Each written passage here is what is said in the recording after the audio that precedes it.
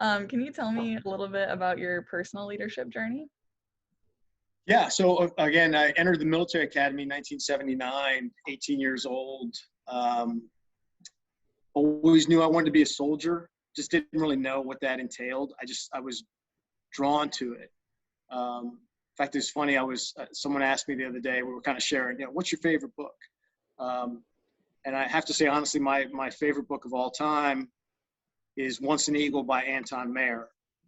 And as I reflect on it now, I see in it like, okay, it's probably why it resonates with me is it's this struggle and this balance between a really good leader in the essence of everything. Sam Damon is just like, you look at this guy and you go, this character cares about his soldiers, genuinely cares about his soldiers, but he challenges them to be their best. He's a Medal of Honor winner, for crying out loud. So he's got personal conviction and valor. His nemesis, the protagonist in the book, unfortunately, is the West Point graduate, Courtney Massengale, who's exactly what you don't want in a leader: self-serving, no real personal courage. But the whole book is about this tension between these two different ways of showing up and their rise and the ascent, and how each one of them has a different path and a different power, or a different path to power, and what it means to them. That resonated with me as a young person in high school. I don't know who recommended that book to me. I think I let it be known that I had thoughts and interests of going to West Point. And they're like, you need to read this book. I'm like, oh, you're so right. I need to read this book. And I always, I strive to be the best leader I could be in and out of the Army.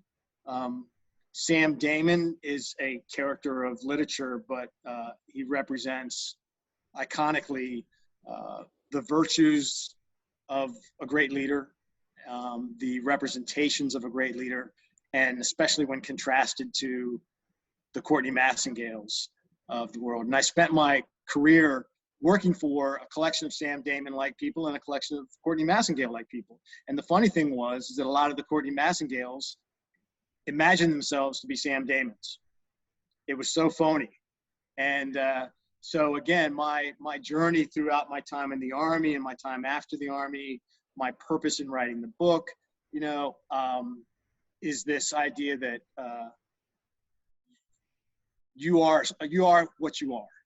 Own it, right?